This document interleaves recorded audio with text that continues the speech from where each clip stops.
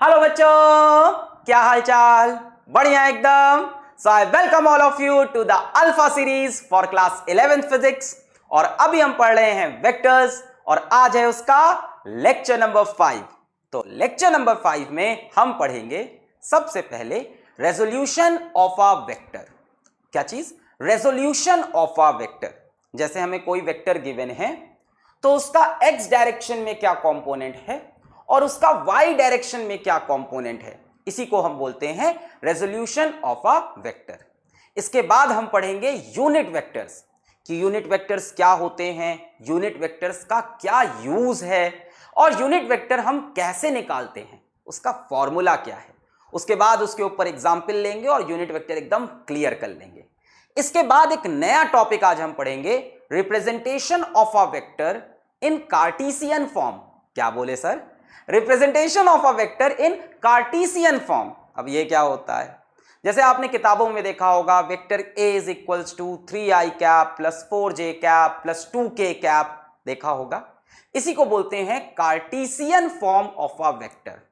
तो Cartesian form of a vector समझने के लिए resolution of vector, unit vector, ये क्लियर होना चाहिए। इसके बाद जो आगे आने वाले लेक्चर्स हैं वहां पे आपको वेक्टर कार्टेशियन फॉर्म में ही मिलेगा, है ना। 3i कैप 2j कैप, इस तरह से ही वेक्टर मिलेगा। तो इस कॉन्सेप्ट को आज हम बढ़िया से क्लियर कर लेते हैं। आज का लेक्चर बहुत ही बेसिक होगा, बहुत ही आसान क्वेश्चंस होंगे और आज के लेक्चर की कोई डीपीवी भी नहीं होगी। जितने भी क्वेश्चंस बन सकते हैं वो आज के लेक्चर में हम करा देंगे। तो तैयार हैं आप? जल्दी से कॉपी और पेन निकालो, नोट्स बनाना स्टार्ट करो। और जो आलसी बच्चे हैं वो इस लेक्चर के पीडीएफ नोट्स भी डाउनलोड कर सकते हैं। कहां से? वही हमारी वेबसाइट www.physicswalaalakpande.com से। लिंक मैं नीचे कमेंट में और डिस्क्रिप्शन में दे दूंगा। तो शुरू करें। Yes, my name is Alakh Pandey and this is your beautiful सा चैनल फिजिक्स वाला। तो शुरू करते हैं वेक्टर्स का लेक्चर नंबर 5। टुडेज गोल, सबसे पहले हमें समझना है रेजोल्यूशन ऑफ वेक्टर, यानी वेक्टर का कंपोनेंट एक्स में, वाई में, और कई बार तो एक्स और वाई नहीं होगा तब भी हम कंपोनेंट निकालना सीखेंगे। इसके बाद हमें पढ़ना है यूनिट वेक्टर कि यूनिट वेक्टर क्या होता है, इसका फॉर्मूला क्या होता है, इसका फील क्या होता है। और उसके बाद वेक्टर इन कार्टेशियन फॉर्म, वही 2i cap 3j cap 4k cap कैसे लिखते हैं और उसकी क्या मीनिंग है। तो शुरू करते हैं रेजोल्यूशन ऑफ वेक्टर से। Resolution of vector. अब बच्चों मान लो मेरे पास यहां कोई वेक्टर है v। v क्या? हमने वेलोसिटी ले ली। भाई वेलोसिटी भी वेक्टर क्वांटिटी होती है, उसी से समझते हैं इसको। मान लो कोई पार्टिकल है, कोई बॉल है, कोई स्टोन है, कोई पार्टिकल है और वो v वेलोसिटी से इधर जा रहा है ऐसे। जब ये पार्टिकल v वेलोसिटी से इधर जाएगा तो असल में ये दो तरह से मोशन कर रहा है। जब देखो ये ऐसे जा रहा है तो ये x में भी आगे बढ़ रहा और ये y में भी ऊपर जा रहा। देखो जू जू, तो ये x में भी आगे बढ़ा और ये y में ऊपर भी, देखो जू, तो y में भी ऊपर बढ़ रहा और x में भी आगे जा रहा। तो हम इसका कंपोनेंट देखेंगे x डायरेक्शन में और y डायरेक्शन में। चाहो तो इसको वेलोसिटी से समझो, चाहो तो इसको फोर्स से समझो। मान लो यहाँ पे हमारे पास कोई एक ट्रॉली है, छोटी सी खिलौने वाली जो ट्रॉली होती है, उसमें देखा होगा बच्चे धागा बांध के ऐसे खींचते रहते हैं, चू चू चू चू करके आगे बढ़ती है, देखा है कि नहीं? तो यहाँ मान लो खिलौने वाली ट्रॉली है और एक बच्चा धागा बांध के ऐसे खींच रहा है। जब ये बंदा इस ट्रॉली को ऐसे खींचेगा तो ये ट्रॉली आगे भी बढ़ेगी और थोड़ी सी ऊपर भी उठेगी, यानी इसका एक्स कॉम्पोनेंट भी होगा और वाई कॉम्पोनेंट भी। ये जो फोर्स लगा रहा है बच्चा, इस फोर्स के एक्स कॉम्पोनेंट भी होंगे और वाई कॉम्पोनेंट भी। तो उसी को हम निकालना सीखेंगे। मान लेते हैं यहां पे वेलोसिटी v एक्स एक्सिस से थीटा एंगल पे है, तो इसके हम कंपोनेंट करने जा रहे हैं बच्चों। कैसे करेंगे? एक काम करते हैं, यहां से हम एक परपेंडिकुलर गिराते हैं एक्स एक्सिस पे और एक परपेंडिकुलर गिरा देते हैं वाई एक्सिस पे, है ना। ये 90 डिग्री और ये 90 डिग्री, ठीक है। थोड़ा नामकरण कर लेते हैं, इसको बोलते हैं a, इसको बोलते हैं b, इसको बोलते हैं c और इसको बोल देते हैं d, ठीक है। अब बच्चों इसका x कंपोनेंट क्या है? ये रहा AC, और y कंपोनेंट क्या है? ये रहा AD। तो आप पहले x कंपोनेंट निकालते हैं। तो हम एक ट्रायंगल ले रहे हैं, ध्यान से देखो, in triangle ABC, in triangle ABC हम लिखते हैं यहां पे cos theta is equals to, cos theta कितना हो जाएगा? Base upon hypotenuse. बेस कितना है? AC हाइपोटेन्यूज कितना है इसका, ये इसकी वैल्यू कितनी है v, भाई इस वेक्टर का मैग्नीट्यूड कितना है v के बराबर, तो बेस अपॉन हाइपोटेन्यूज रख दिया। अब यहां से AC की वैल्यू कितनी हो गई, v cos थीटा। बच्चों ये आ गया AC का वैल्यू कितना आया, कितना आया, कितना आया, AC का वैल्यू, ये वैल्यू कितनी आई, v cos थीटा। बच्चों ये हो गया इसका x कंपोनेंट, x में कितना आया, v cos थीटा। अब हमें y कंपोनेंट निकालना है, यानी हमें AD फाइंड करना है। यार AD और BC तो बराबर ही होंगे, देखो ध्यान से, ये और ये तो बराबर ही होंगे, तो अगर हम ये फाइंड कर ले तो अपने आप ये मिल जाएगा। तो इसी ट्रायंगल ABC में यदि हम देखें साइन थीटा, तो बच्चों साइन थीटा क्या होगा, perpendicular upon hypotenuse, perpendicular BC hypotenuse फिर से v, भाई इसका मैग्नीट्यूड, इस साइड का मैग्नीट्यूड v है ना, इस साइड का मैग्नीट्यूड v है। यहां से BC की वैल्यू कितनी हो गई, BC की वैल्यू कितनी हो गई, v साइन थीटा। इस BC की वैल्यू कितनी है, v साइन थीटा। अब बच्चों जो BC होगा वही AD होगा, so we can say AD is equals to BC is equals to v sine theta. तो यानी हमको जो BC मिला है v साइन थीटा वही AD है, तो ये साइड भी मिल गई, ये कितनी है, v साइन थीटा। बच्चों इस वेक्टर के दो कंपोनेंट मिल गए, x के अलोंग है v cos थीटा, y के अलोंग है v साइन थीटा। अब इसको रट मत लेना कि x में हमेशा v cos थीटा आता है, y में हमेशा v साइन थीटा आता है, ऐसा नहीं है, ऐसा नहीं है। बच्चों जिस तरफ एंगल थीटा होता है, जिस तरफ एंगल थीटा होता है उधर आता है cos थीटा, और उस साइड के परपेंडिकुलर में आता है साइन थीटा।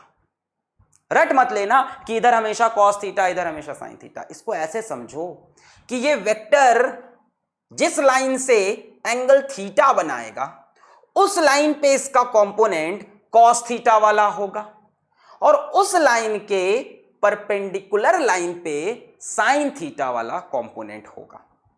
वेक्टर जिस लाइन से थीटा एंगल बनाता है उधर cos थीटा, और उस लाइन के परपेंडिकुलर लाइन पे sine theta.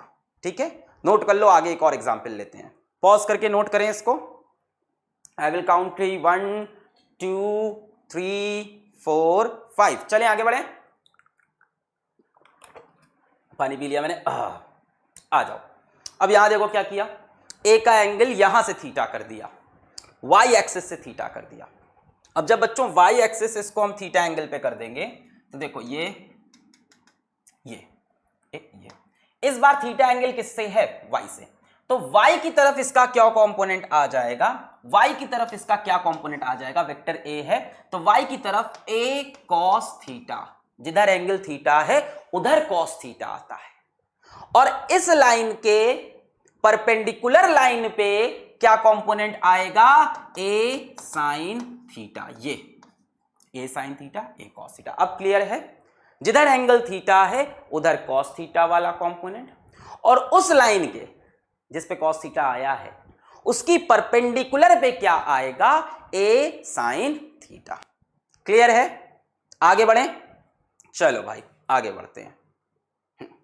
Find the x and y components of vector shown. Pause करके अपने आप दोनों पार्ट को जल्दी से लगा लो, मैं 5 तक गिनूंगा, 1 2 3 4 5, पॉज करके ट्राई कर लो, कर लिया, चलो। Find the x and y component of vector shown. ये एक वेक्टर है, फोर्स है 10 न्यूटन की, एंगल कितना बना रहा है, 30। बच्चों इसका x में क्या कंपोनेंट आएगा, भाई इधर एंगल 30 है, ये फोर्स कितनी है 10 न्यूटन, ठीक है, इधर एंगल कितना है 30 डिग्री x से, और ये y, तो इसका इस तरफ क्या कंपोनेंट आएगा, जिधर एंगल थीटा होता है उधर क्या आता है cos थीटा।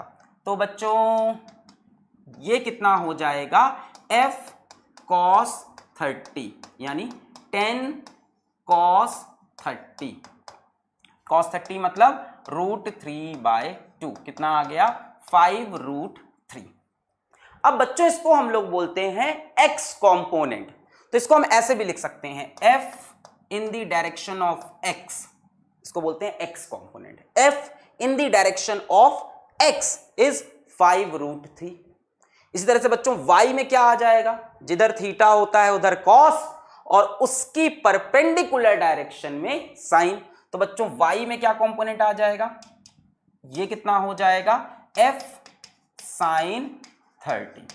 अब इसको हम क्या बोल सकते हैं, y component fy is equals to f sin 30। f की वैल्यू कितनी है 10 sin 30 कितना होता है 1/2, वैल्यू कितनी हो गई 5। तो इसका बच्चों x में कितना आया वैल्यू, x में आया 5√3 और y में कितनी वैल्यू आई 5y। ये हो गया fx और ये हो गया fy। जरा दूसरा वाला देखो, ओए होए होए होए होए, वेलोसिटी दी है 5 मीटर पर सेकेंड पूरी की पूरी y डायरेक्शन में। अब इसका क्या कंपोनेंट होगा, कोई बात नहीं, ये एंगल कितना है 90 डिग्री, ये एंगल कितना है 90। तो बच्चों इस तरफ क्या कंपोनेंट आएगा निकाल सकते हैं, ऐसा नहीं निकाल सकते। कितनी वेलोसिटी दे रखी है अपने को, इस तरफ दे रखी है 5 मीटर पर सेकेंड v की वैल्यू, और ये एंगल कितना है 90 डिग्री है। तो बच्चों इधर क्या कंपोनेंट आएगा इसका, v cos 90, v cos 90, इसको हम बोल सकते हैं v in the x direction. cos 90 zero होता है, यानी x में इसका कंपोनेंट क्या है 0। और y में कितना हो जाएगा बच्चों, जिधर लेते हैं cos, जिधर लेते हैं cos, जिधर लेते हैं cos, उसके परपेंडिकुलर में साइन। भाई आप इधर ले रहे थे cos, इसके परपेंडिकुलर में साइन, तो इसके परपेंडिकुलर में यानी y डायरेक्शन में v in the y direction क्या हो जाएगा v sin 90। इधर v cos 90, इधर v sin 90। sin 90 कितना होता है 1 होता है, सो v की वैल्यू है 5 इंटू साइन 90 इज 1, कितना आ गया 5। यानी बच्चों क्या हुआ कि इस वेक्टर का पूरा कंपोनेंट किधर है y में। अगर कोई वेक्टर आपका y डायरेक्शन में ही पॉइंट कर रहा है तो उसका x कंपोनेंट 0 हो जाएगा। इसी तरह से अगर कोई वेक्टर x डायरेक्शन में पॉइंट करता तो उसका y कंपोनेंट 0 हो जाता। मैंने इसको फॉर्मूले से भी दिखा दिया, इधर आएगा v cos 90, एंगल कितना है थीटा 90, v cos 90 कितना हुआ 0, और इसके परपेंडिकुलर में v sin 90, sin 91, तो पूरा v आ गया है ना, v की वैल्यू 5। यूनिट्स वही रहेगी, अगर यूनिट की बात करो तो यूनिट्स वही रहेगी जो वेलोसिटी की है 5 मीटर पर सेकेंड। यहाँ क्या है फोर्स, तो ये 5 न्यूटन, ये 5√3 न्यूटन, ठीक है। जैसे यहाँ पे ये 5 न्यूटन 5√3, ऐसा नहीं है कि कंपोनेंट लेने में यूनिट्स चली जाती है, इसको बोलते हैं कंपोनेंट। ये हो गया x, ये हो गया y कंपोनेंट, क्लियर है, इसको f y बोलते हैं। यहाँ पे x कंपोनेंट 0 है, y कंपोनेंट पूरा 5। कोई वेक्टर अगर y के अलोंग है तो उसका सारा का सारा कंपोनेंट y में, पूरा का पूरा वैल्यू y में। कोई वेक्टर x में है तो सारी की सारी वैल्यू x में होती है और उसकी y कंपोनेंट 0 हो जाता है। क्लियर है, आगे बढ़े, नोट करना नोट कर लें, 1 2 3 4 5, पॉज करके नोट कर लो। चलो, एन एरोप्लेन टेक्स ऑफ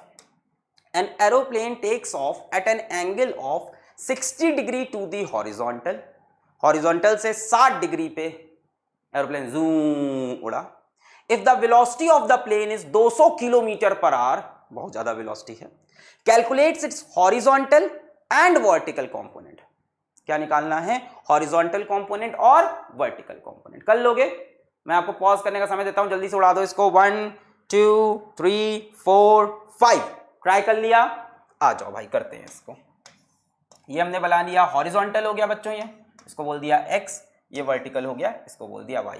वैसे कहीं भी x और y ले सकते हैं, पर एक कन्वेंशन बना है कि हॉरिजॉन्टल को x मानते हैं, वर्टिकल को y मानते हैं। यहां से एरोप्लेन चला इस तरफ, किस स्पीड से चला, v is equal to 200 kilometre per hour की स्पीड से। हॉरिजॉन्टल से कितना एंगल बना रहा है, 60 डिग्री बोल रखा है, at an angle of 60 degree to the horizontal. तो बच्चों इसका हॉरिजॉन्टल पे क्या कंपोनेंट होगा, यहां से परपेंडिकुलर गिराया, ये कंपोनेंट कितना हो जाएगा, जिधर एंगल थीटा उधर cos theta. So v in the x direction is equals to v cos 60। रटना मत कि x में हमेशा cos आता है, जिधर एंगल थीटा हो उधर cos लगा दो। v की वैल्यू कितनी है 200 इंटू cos 60 कितना हो जाएगा 1/2 कितना हो गया 100, यूनिट क्या हो जाएगी किलोमीटर पर आवर। इसको आप हॉरिजॉन्टल कंपोनेंट भी बोल सकते हो, हॉरिजॉन्टल कंपोनेंट। फिर आपको वर्टिकल कंपोनेंट निकालना है, ये वाला बच्चों, ये कितना हो जाएगा, इधर हुआ कॉस तो इसके परपेंडिकुलर में sine, so v in the y direction is equals to v sin 60।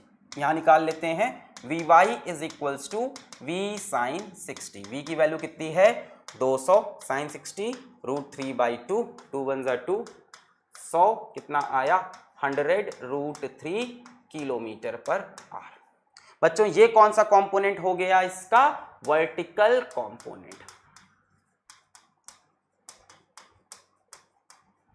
Vertical component. Clear है, बहुत ही हलवा हलवा सवाल थे। आगे बढ़ जाएं, पॉज करके नोट करना हो नोट कर लें। 1 2 3 4 5, चलो आगे बढ़ते हैं। अब देखो, we can have two mutually perpendicular components.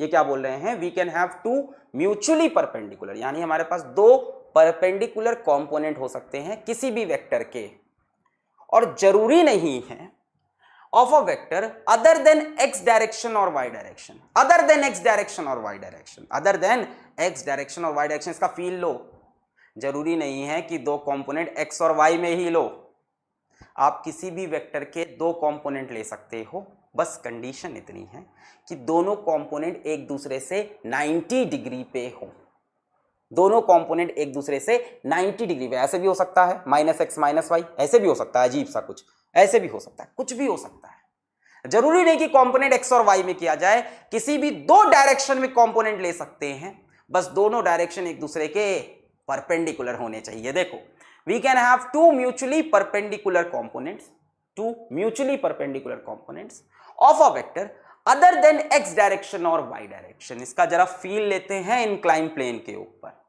ये हमारे पास एक इंक्लाइन प्लेन है, क्लास 10th वगैरह में कहीं तो देखा होगा। यहां पे इंक्लाइन का एंगल कितना है थीटा, यहां पे एक मास रखा है इंक्लाइन के ऊपर, एक मास रखा हुआ है, इस मास के ऊपर ग्रेविटेशनल फोर्स कितनी लगेगी mg। mg हमेशा किधर लगती है, वर्टिकली डाउनवर्ड्स। इतना नियम तो पता होगा, जो बॉडी का वेट होता है बच्चों, वो फोर्स किधर लगती है, हमेशा वर्टिकली डाउनवर्ड्स। अब इस फोर्स के हम दो कंपोनेंट निकालेंगे, पर x और y के अलोंग नहीं भाई, ये फोर्स तो अपने आप y के अलोंग है, -y में जा रही है, x और y में नहीं। इसके हम दो कंपोनेंट निकालेंगे, along the incline and perpendicular to the incline. हम क्या क्या निकालेंगे, दो कंपोनेंट्स निकालेंगे, एक होगा along the incline, along the incline, और एक इसके परपेंडिकुलर, वो क्या हो जाएगा परपेंडिकुलर टू इंक्लाइन। आप दो कंपोनेंट किसी भी दो डायरेक्शन में कर सकते हो, बस वो दो डायरेक्शन आपस में परपेंडिकुलर हो। ध्यान से, हम एक कंपोनेंट निकालेंगे अलोंग द इंक्लाइन, ठीक है ना, अलोंग द इंक्लाइन। एक कंपोनेंट हम ऐसे निकालेंगे अलोंग द इंक्लाइन, और एक कंपोनेंट इसके परपेंडिकुलर। बच्चों इस लाइन के परपेंडिकुलर 90 डिग्री पे अगर बनाए तो ऐसा बनेगा। देखो इस लाइन से परपेंडिकुलर लाइन ये बनेगी, ये बनेगी, इससे कितने एंगल पे हो गए 90 पे हो गए, ये एंगल कितना हो गया पूरा 90 डिग्री। तो हम इसके दो कंपोनेंट निकालेंगे, एक अलोंग द इंक्लाइन, एक परपेंडिकुलर टू इंक्लाइन। अब जरा एंगल देखना पड़ेगा कि किधर एंगल थीटा है, जिधर थीटा है उधर कॉस थीटा, और उसके परपेंडिकुलर में साइन थीटा। ये हो गए अलोंग द इंक्लाइन, और ये क्या हो गया परपेंडिकुलर टू इंक्लाइन। जरा एंगल की मार्किंग करते हैं भैया, यहां पे एंगल है थीटा, ये कितना हो जाएगा 90, भाई ये वर्टिकली डाउनवर्ड होती है फोर्स, 90 और ये थीटा, तो बच्चों ये एंगल कितना होगा, एक थीटा है एक 90 है, ट्रायंगल के तीन एंगल का सम 180 होता है, तो बच्चों ये एंगल 90 माइनस थीटा हो जाएगा। जोड़ो 180 आ रहा है, एक थीटा एक 90, तो एक 90 माइनस थीटा है ना, 180 आ रहा है, 90 90 180, थीटा थीटा कैंसिल। अब ध्यान से देखो ये एंगल कितना है पूरा 90 डिग्री है, ये पूरा 90 है।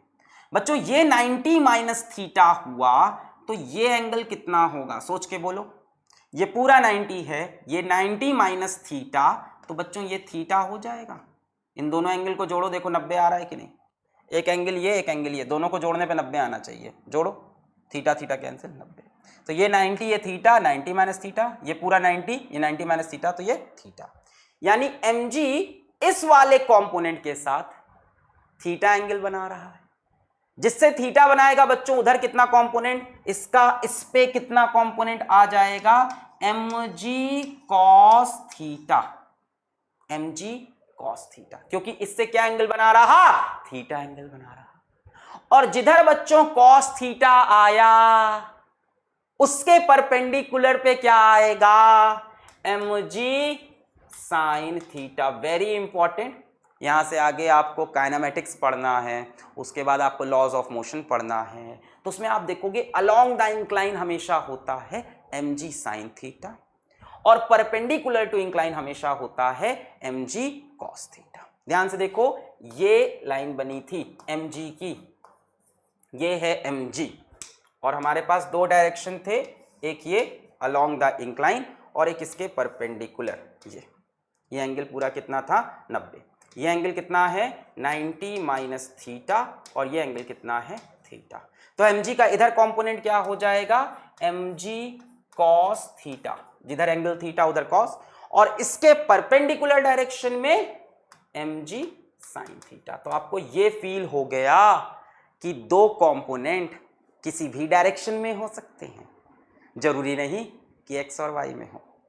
किसी भी दो परपेंडिकुलर डायरेक्शन में आप वेक्टर का कंपोनेंट ले सकते हो। क्लियर है ये बात, बढ़िया समझ में आ गई। किसी भी दो डायरेक्शन में आप वेक्टर का कंपोनेंट ले सकते हो, बस वो दो डायरेक्शन कैसी हो, परपेंडिकुलर टू ईच अदर। जैसे इसी का एक और एग्जांपल लेते हैं, कमाल का एग्जांपल इसका बन सकता है। मान लो मैं यहां पे ऐसे मान लो मैं यहां पे ऐसे करके एक बॉल टांग लूं ऐसे, और मान लो इस वायर में टेंशन है T। अभी क्या होता है, कुछ नहीं, एक फोर्स होती है, अभी ज्यादा नहीं सोचना, क्या होती है, एक फोर्स होती है, एक फोर्स है यहां पे T, फोर्स की वैल्यू है T, इस फोर्स की वैल्यू है T, ठीक है। और मान लो ये एंगल हमें थीटा दिया है, ये एंगल हमें थीटा दिया है। तो इस T के हमें दो कंपोनेंट करने हैं, एक इधर एक इधर, ये तो y एक्सी हो गया, खैर फिर भी T का इधर कंपोनेंट कितना आएगा बच्चों, इस तरफ कितना आएगा, T cos थीटा, और इधर कितना आ जाएगा, T sin थीटा। तो जरूरी नहीं कि x और y लिखा हो, कोई भी दो परपेंडिकुलर डायरेक्शन हो तो हम कंपोनेंट कर सकते हैं। जिधर थीटा लिखा हो उधर cos, और उसके परपेंडिकुलर में sin। क्लियर है ये इंक्लाइन प्लेन वाला भी, नोट कर लें। आगे बढ़े, 1 2 पॉज करके नोट करें, 1 2 3 4 5। Question, a man rows a boat with a speed of 18 kilometre per hour in the north west direction. यहां पे नॉर्थ साउथ की बात होने लगेगी, तो बना लेते हैं, आओ, ठीक है, ये बना लिया मैंने। यहाँ पे नॉर्थ डायरेक्शन, यहाँ पे साउथ डायरेक्शन, ये ईस्ट डायरेक्शन और ये वेस्ट डायरेक्शन। बहुत खूबसूरत भाई। A man rows a boat with a speed of 18 kilometre per hour in north west direction. बच्चों नॉर्थ वेस्ट कहाँ होता है, नॉर्थ और वेस्ट के एग्जैक्टली बीच में होता है, एग्जैक्टली बीच में। तो नॉर्थ वेस्ट डायरेक्शन ऐसे एग्जैक्टली बीच में। A man rows a boat with a speed of 18 kilometre per hour. कितनी स्पीड है, 18 किलोमीटर पर आवर। कहां, नॉर्थ वेस्ट, यानी नॉर्थ और वेस्ट के बीच में। बच्चों ये पूरा एंगल 90 होगा, बीच में है, तो बच्चों ये एंगल कितना हो जाएगा, 45 डिग्री। अब इसका कंपोनेंट कहां करना है, ऐसे और ऐसे, बड़ा आसान हो जाएगा, cos 45 sin 45 नहीं, आगे पढ़ो। आगे देखो, the shoreline. Shore line क्या होती है, बॉर्डर लाइन, जो शोर होता है जहां पे नाव खड़ी होती है। The shoreline makes an angle of 15 degree south of west. और बनाते हैं, the shoreline makes an angle of 15 degree south of west. West से 15 डिग्री साउथ। बनाओ, पॉज करके बनाओ, फिर कंपोनेंट निकालने हैं। Obtain the components of the velocity of the boat along the shoreline and perpendicular to the shoreline. Pause करके try करो, pause करो। 1 2 3 4 5 let's go. So the shoreline makes an angle of 15 degree south of west. यहां से 15 degree किधर जाना है? Waste से किधर? वेस्ट से किधर जाना है? साउथ ऑफ वेस्ट जाना है बच्चों हमें, साउथ ऑफ वेस्ट। वेस्ट के साउथ में जाना है, कितना? 15 डिग्री। तो वेस्ट से साउथ कितना? 15 डिग्री, मान लो यहां तक। तो ये शोर लाइन है, ये हमारी शोर लाइन बन गई, ठीक है ना।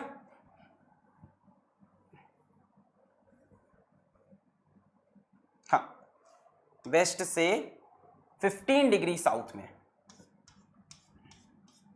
ये हमारी शोर लाइन बन गई,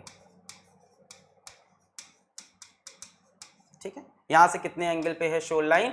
15 डिग्री पे है। अब क्या निकालना है आपको? Obtain the components of the velocity of the boat, ये वेलोसिटी है, along the shoreline and perpendicular to shoreline. Shoreline पे और शोर लाइन के परपेंडिकुलर डायरेक्शन में। ये शोर लाइन है बच्चों, इसका परपेंडिकुलर देखो कुछ यहां बनेगा, ये बना परपेंडिकुलर। इसको जरा यहां बना लेते हैं। ये बन गई शोर लाइन और ये बन गया उसका परपेंडिकुलर। ये हो गई शोर लाइन, ये उसका परपेंडिकुलर। अब बच्चों वेलोसिटी कैसी है? 18 kilometre per our. Shore line से कितने एंगल पे है? 45 और 15। भाई ये शोर लाइन है, इसका परपेंडिकुलर इधर नहीं बनेगा? 15 45 60, और यहां से और कितना एंगल चाहिए? 30। भाई ये पूरा 90 होना चाहिए ना। इसका परपेंडिकुलर, शोर लाइन का परपेंडिकुलर 15 45 60, 30 और लोगे तभी तो 90 होगा। अच्छा, तो ये 18 कितने एंगल पे है? 60 डिग्री एंगल पे है। तो यहां से मैंने बना लिया ये, यहां से कितने एंगल पे है? 60 डिग्री के एंगल पे है, ठीक है ना। बड़ा ही खराब बना, चिच्ची चिच्ची। क्या इसी में समझ में आ रहा है? हाँ, 18 का एक कंपोनेंट शोर लाइन पे और एक उसके परपेंडिकुलर पे, ठीक है। एक बार और ट्राई करते हैं। ये बहुत खूबसूरत 90 डिग्री के एंगल पे, और 18 किलोमीटर पर आवर कहां पे है? ये है। शोर लाइन से कितने एंगल पे है? 45 और 15 कितने एंगल पे है? 60 डिग्री पे है। देखो यहां कोई एक्स वाई नहीं है। एक component along the shore line आएगा और एक उसके परपेंडिकुलर। बच्चों अलोंग दी शोर लाइन ये कंपोनेंट कितना हो जाएगा? 18 cos 60, और इसके परपेंडिकुलर में क्या आ जाएगा कंपोनेंट? बोलो, 18 sin 60। हो गया, हो गया भाई, हो गया, है ना। Along the shore line, along the SL बोल लेते हैं, शोर लाइन कितना हो गया? 18 cos 60।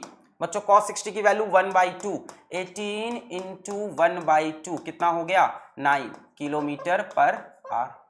और perpendicular to the SL shore line ये वाला कंपोनेंट कितना है? 18 sin 60। sin 60 इज √3/2, √3/2, 2 9s are 18, 9 √3 kilometre per hour. तो अलोंग दी शोर लाइन हो गया 9 और perpendicular to shoreline 9 √3। Option ढूंढो, ये नहीं है, ये उल्टा लिख दिया। पहले अलोंग दी है फिर परपेंडिकुलर, तो अलोंग है 9 और परपेंडिकुलर है 9 √3। क्लियर हो गया? तो आप कहीं भी दो कंपोनेंट कर सकते हो, बस वो दो डायरेक्शंस आपस में परपेंडिकुलर होने चाहिए। पॉज करके नोट करें, मैं 5 तक गिनूंगा और पानी भी पी लूंगा। 1 2 3 5 पानी पीने लगा था। आगे बढ़े, चल अब आ गए हम यूनिट वेक्टर पे। रेजोल्यूशन ऑफ वेक्टर भी आगे फिर आएगा, थोड़ा सा यूनिट वेक्टर का कॉन्सेप्ट फिर रेजोल्यूशन से उसको मिक्स करेंगे। यूनिट वेक्टर, अब ये क्या चीज है बच्चों? कई बार हमें वेक्टर के सिर्फ डायरेक्शन की जरूरत होती है। भाई एक वेक्टर किससे बना होता है? मैग्नीट्यूड से और डायरेक्शन से। कई बार हमें उस वेक्टर के सिर्फ और सिर्फ डायरेक्शन की जरूरत है, मैग्नीट्यूड से कोई लेना देना नहीं है, सिर्फ डायरेक्शन चाहिए। तभी आता है यूनिट वेक्टर। यूनिट वेक्टर का काम क्या है? डायरेक्शन देना। कई बार हमें सिर्फ डायरेक्शन की जरूरत होती है। जैसे मान लो ये वेक्टर ए है, अच्छा ये वेक्टर ए है, मैंने कहा इस पे आप एक छोटा सा वेक्टर काट लो जिसका मैग्नीट्यूड 1 हो, जिसका मैग्नीट्यूड 1 हो और जो ए के डायरेक्शन में हो, जो ए के डायरेक्शन में हो। एक छोटा सा वेक्टर काट लिया, एक छोटा सा वेक्टर ए के ऊपर काट लिया जिसका मैग्नीट्यूड 1 है and which is in the direction of vector A. इस वेक्टर को बच्चों हम लोग बोलते हैं ए कैप। ये होता है यूनिट वेक्टर जिसका मैग्नीट्यूड 1 हो और जो वेक्टर के डायरेक्शन में हो। अ unit vector is a dimensionless vector. इसका कोई डायमेंशन नहीं होता, इसकी कोई यूनिट नहीं होती है, इसकी वैल्यू होती है 1। ये सिर्फ डायरेक्शन के लिए काम करता है, इसका कोई और सिग्निफिकेंस नहीं है जीवन में, इसका कोई और काम नहीं, सिर्फ क्या काम है? डायरेक्शन देना, है ना। जब हम लोग घूमने जाते हैं दोस्तों के साथ, तुम लोग बाइक पे जाते होगे, 3 सवारी होके, अरे बैठ जाओ, क्या करेंगे पुलिस वाले, बैठो, हैं, पापा विधायक हैं हमारे, चचा विधायक हैं, फोन लगा देंगे, तो बैठते हैं हम लोग, निकलते हैं भैया ट्रिप पे, D D D D D D, कहाँ जा रहे हैं? किसी घाट पे जा रहे हैं बहुत दूर, धी धी धी, रास्ता किसी को नहीं पता, 6 दोस्त हैं, 2 ही बाइक है, रास्ता किसी को नहीं पता। अरे पहुंच जाएंगे भाई, भाई ये तुम्हारा किंग है, जय जय, आधे रास्ते में रास्ता भूल गए। अब क्या करेंगे? रास्ता किससे पूछेंगे? गूगल मैप है सर आजकल तो, गूगल मैप से। अच्छा कई बार गूगल मैप भी फेल हो जाता है ना, गूगल मैप वाली दीदी कई बार उल्टा सीधा बताती है, टेक द नेक्स्ट राइट, और नेक्स्ट राइट में देखो कूड़े का कचरा पड़ा हुआ है। अरे ऐसा हम लोग साथ पुणे में हुआ था। एक बार हम लोग थे, हम थे, मेरा दोस्त था, हमारा दूसरा दोस्त हमारा तीसरा दोस्त विशार था, हाँ हम लोग 1 2 3 4 और 5वां दोस्त रात था। हम लोग 5 फ्रेंड्स थे, इसमें से एक वो भी है जिसने I have a crush on you बोला था, वो बताया तुम लोग को, लक्ष्य बैच में बताया था शायद, ढूंढना कहीं मिल जाएगा यूट्यूब पे। तो 5 दोस्त थे, सुनो बड़ी इंटरेस्टिंग स्टोरी है, अरे पढ़ा तो देंगे ही, कहानी तो ज़्यादा इंपॉर्टेंट होती है। तो हम लोग 5 दोस्त थे, हम लोग को जाना था किसी डिस्क में जा रहे थे, हम पहली बार जीवन में डिस्क में जा रहे थे भाई, इलाहाबाद के बंदे थे, पहली बार डिस्क में जा रहे थे, एकदम जमा के पहने थे, फूल वाली शर्ट, एकदम जीन्स एकदम टाइट, एकदम जूता ऐसे बड़ा वाला, एकदम एकदम डिस्को वाला, हमको लगा बढ़िया डिस्को होगा, चलते हैं, ठीक है। तो हम लोग बैठे कैब में। अब हम लोग को उस टाइम गूगल वाली दीदी ने इतना परेशान किया, take the next right, take the next left करते करते हम हा हू दोस्तों, पता ही नहीं चला, रात बीतती जा रही है, डिस्को का टाइम क्लोज होने का होता जा रहा है, बहुत पुरानी बात है, 3-4 साल पुरानी।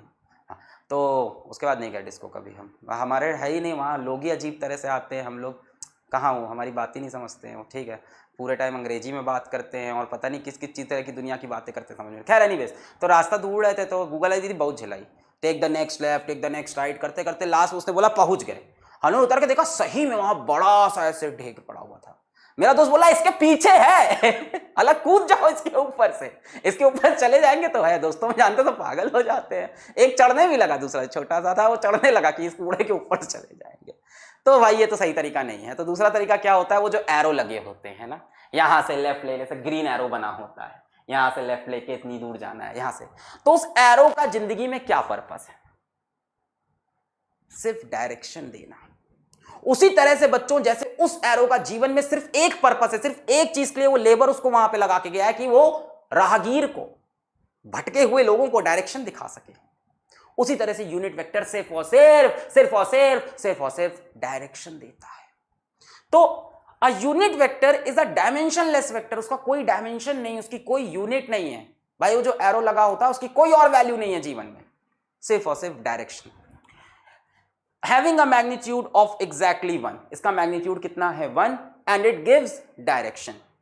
यहीं पे ऐड कर लेते हैं, and it gives direction। Magnitude कितना है? 1, और देता क्या है? डायरेक्शन। तो इस वेक्टर में से एक मैग्नीट्यूड का एक वेक्टर काट लिया जो कि इसी वेक्टर के डायरेक्शन में है, that is called A cap unit vector.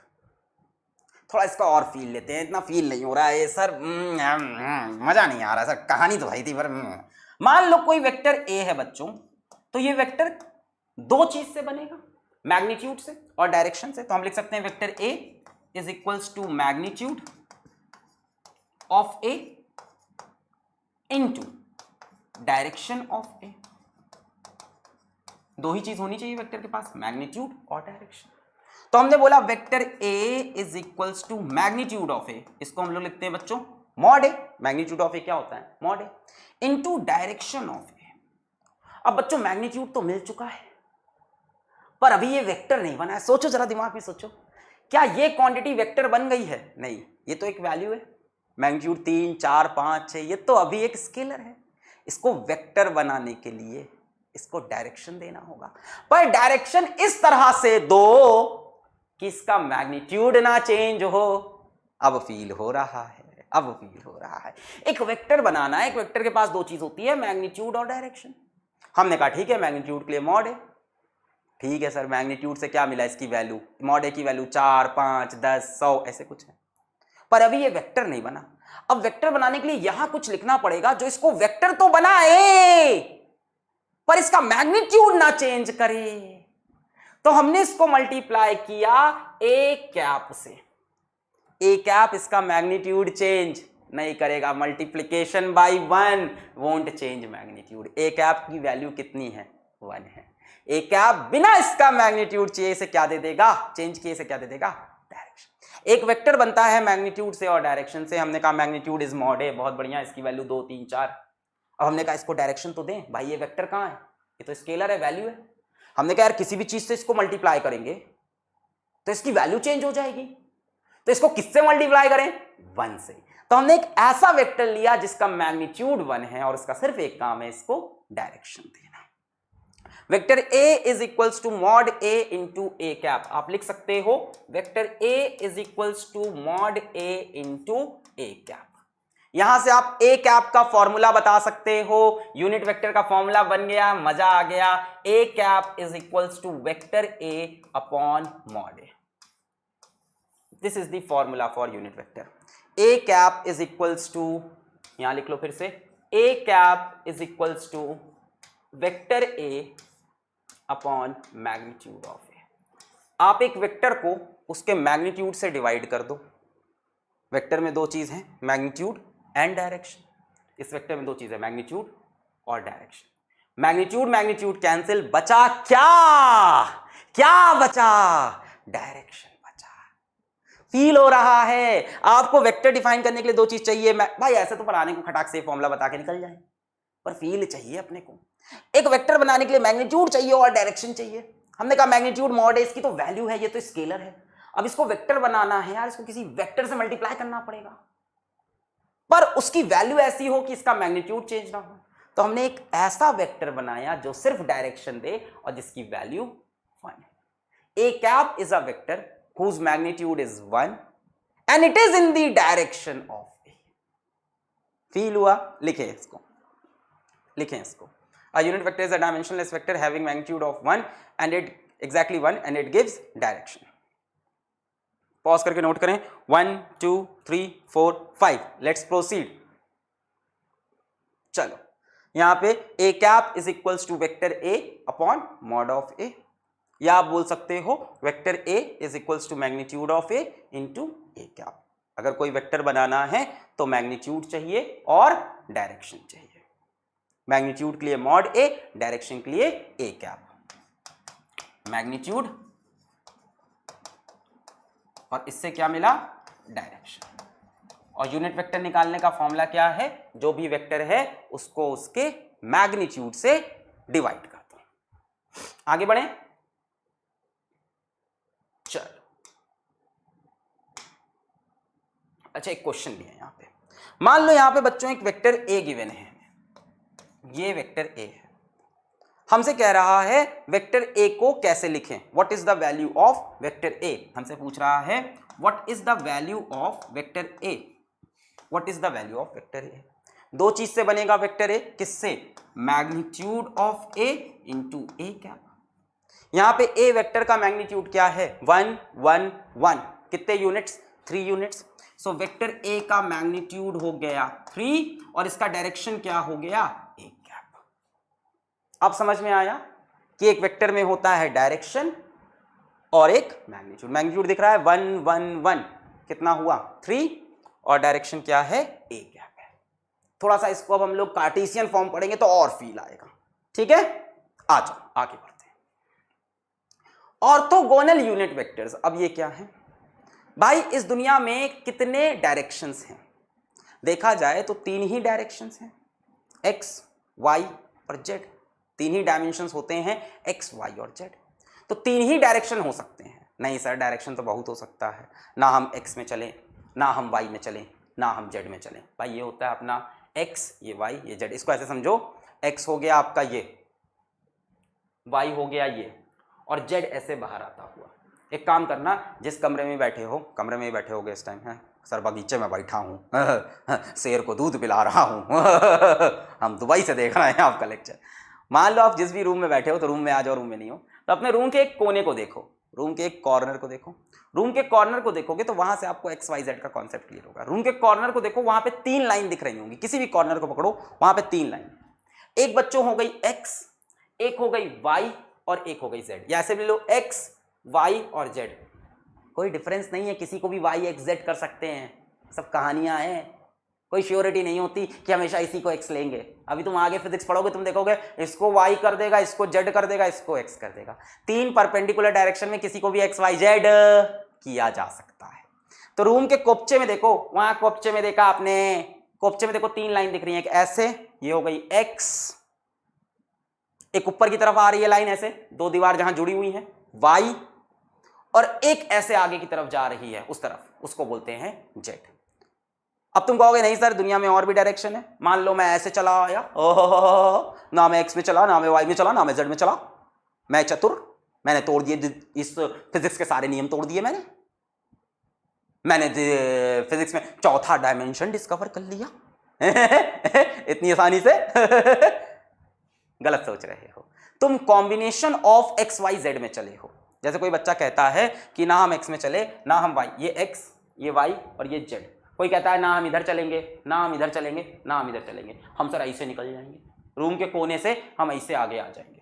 हम रूम के कोने से ना एक्स डायरेक्शन में, ना हम इधर चलेंगे, ना हम ऊपर दीवार पे चलेंगे छिपकली बनकर ऊपर चलेंगे ना हम वाई में चले ऊपर, ना हम इधर चले, ना हम जेड में चले। भाई ये जेड हो गया, ये एक्स हो गया, और ऊपर की तरफ वाई हो गया। हम किसी में नहीं चले, हम ऐसे भी नहीं चले, हम ऐसे भी नहीं चले, हम ऐसे भी नहीं, हम पंछी बनकर उड़ गए और ऐसे निकल गए, ना एक्स में, ना वाई में, ना जेड में। तुमने नया डायमेंशन नहीं डिस्कवर किया, इतना खुश मत हो, आइंस्टीन नहीं बने हो तुम combination of X Y Z में चल रहे हो अभी भी। आप तीनों डायमेंशंस में देखो तो आपका कंपोनेंट आ रहा होगा। आप जब ऐसे उड़ोगे ना, पंछी बन के ऐसे बीच से उड़े ऐसे, तो तुम एक्स में भी आगे बढ़े, तुम वाई में ऊपर भी उड़े और जेड में आगे भी बढ़े हैं। सर हम पंछी बनकर यहां से उड़ेंगे और ऐसे निकल जाएंगे रूम के कोने से, इधर आ गए, ये जगह पे आ गए, ये एक्स, ये वाई, ये जेड। तो आप क्या हुआ, देखो तुम एक्स में भी आगे आए हो, ये देखो, ये देखो, तुम वाई में ऊपर भी आए हो, वाई में ऊपर भी आए हो, ये देखो हाइट पे हो तुम, और तुम जेड में भी आगे बढ़े हो। तो तुम कुछ भी कर लो, तुम जिंदगी में हमेशा कहां चलोगे, एक्स वाई जेड के कॉम्बिनेशन में चलोगे। तो जब हम ये समझ गए कि कोई भी वेक्टर एक्स वाई जेड का कॉम्बिनेशन ही होने वाला है, तो हमने कहा एक काम करते हैं, एक्स वाई जेड का डायरेक्शन डिफाइन कर लेते हैं। और डायरेक्शन कैसे डिफाइन होगा, यूनिट वेक्टर्स। ये बात फील हुई कि नहीं, जब आप चिड़िया बन के उड़ के, पंछी बन के उड़ के इस जगह पे आए हो, मान लो उड़ते हुए यहां आ गए, तो तुम देखो एक्स में भी आगे हो इस टाइम यहां पे, ये देखो, वाई में तुम ऊपर भी हो, ये देखो ऊपर आए कि नहीं ये, और जेड में भी आगे आए हो, ये देखो, ठीक है। तो हमने कहा जब तीन ही डायमेंशन है और तीन ही में चलना है, उन्हीं के कॉम्बिनेशन में, तो एक काम करते हैं, तीनों डायरेक्शन के लिए एक एक यूनिट वेक्टर पकड़ लेते हैं, ताकि हम किसी भी वेक्टर को एक्सप्रेस कर सकें। अब भाई कोई भी वेक्टर इन्हीं तीनों डायमेंशन से मिलके बनेगा। तो हमारे पास कॉन्सेप्ट आया ऑर्थोगोनल यूनिट वेक्टर्स। ऑर्थोगोनल मतलब mutually perpendicular, orthogonal unit vectors मतलब म्यूचुअली परपेंडिकुलर, म्यूचुअली परपेंडिकुलर। भाई एक्स वाई जेड क्या है, आपस में परपेंडिकुलर। अब हमने एक्स डायरेक्शन में एक यूनिट वेक्टर लिया, एक्स डायरेक्शन में एक यूनिट वेक्टर लिया, इसका मैग्नीट्यूड कितना है 1, और एक्स डायरेक्शन वाले यूनिट वेक्टर को हमने अपने आप एक नामकरण कर दिया। हमने बोला इसको आज से हम बोलेंगे आई कैप। क्या बोलेंगे इसको आज से हम, आई कैप। हमने खुद से इसका नामकरण कर दिया, इसका मैग्नीट्यूड 1 है, इसको हम बोलेंगे आई कैप। इसी तरह से वाई डायरेक्शन में भी हमने एक यूनिट वेक्टर लिया, इसका मैग्नीट्यूड भी कितना है 1 है और इसको हम बोलेंगे बच्चों जे कैप। अच्छा जरूरी नहीं है, एक बात समझो कि ओरिजिन से लो, कहीं भी ले सकते हो। अपन को फिजिक्स का फील पता है, अपन यहां पे भी ले सकते हैं। Vector can be shifted parallel to itself. I cap क्या है, एक unit vector in the direction of X. J cap क्या है, unit vector in the direction of Y. इसी तरह से जेड डायरेक्शन में चाहो तो मैग्नीट्यूड 1 का एक वेक्टर काट लो, उसको बोलेंगे के cap. What is I cap, what is J cap and what is के कैप? क्या है ये सब? ये सब यूनिट वेक्टर हैं, यूनिट वेक्टर इन एक्स डायरेक्शन। और ध्यान से देखना ये किस डायरेक्शन में होता है बच्चों, प्लस एक्स डायरेक्शन का लिया गया है। किसका? प्लस एक्स डायरेक्शन का। What is J cap? J cap is a unit vector in plus Y direction. Positive Y में लिया है सर, नेगेटिव वाई में क्या करेंगे? माइनस जे कैप लगा देना। के कैप क्या है? It is a unit vector in plus Z direction, positive Z. Z में अगर पीछे जाओगे तो माइनस के कैप। वैसे तो आई कैप, जे कैप, के कैप होता है, पर कई बार जल्दबाजी में आई जे के भी लिख दिया जाता है। बुरा मत मानना भाई, बार बार कैप लगाने में दिक्कत होती है, ठीक है। चलो आगे बढ़े। ऑर्थोगोनल यूनिट वेक्टर, इन 3 यूनिट वेक्टर की हेल्प से अब दुनिया का कोई भी वेक्टर बनाया जा सकता है, क्योंकि दुनिया में 3 ही डायरेक्शन है। जब भी कोई बंदा चलता है, जब भी कोई फोर्स, वेलोसिटी है ना, एक्सेलरेशन, डिस्प्लेसमेंट, जब भी ये सारी चीजें होती हैं, या तो इन 3 डायरेक्शन में होंगी या तो इनके कॉम्बिनेशन में। आगे बढ़ते हैं। Represent the following vectors. आ जाओ, represent the following vector. Vector A has magnitude 5 units and is in the direction of plus X axis. एक वेक्टर ए है हमारे पास, इसका क्या होगा? मैग्नीट्यूड होगा और डायरेक्शन होगा। वेक्टर ए का मैग्नीट्यूड कितना है? 5 यूनिट्स, और ये किसके डायरेक्शन में है? एक्स के डायरेक्शन में। तो एक्स के डायरेक्शन का यूनिट वेक्टर कौन है? आई कैप। तो 5 आई कैप, ये हो गया वेक्टर ए। दूसरा, vector B has magnitude 4 units. एक वेक्टर बी है, इसका मैग्नीट्यूड कितना है भाई? ये कैसे बनेगा? Mod B into B cap. Magnitude कितना है? 4 units and is in the direction of plus Z axis. Z axis का यूनिट वेक्टर कौन है भाई? ये जेड के डायरेक्शन में है, तो डायरेक्शन के लिए यूनिट वेक्टर चाहिए। जेड का यूनिट वेक्टर कौन है? K cap.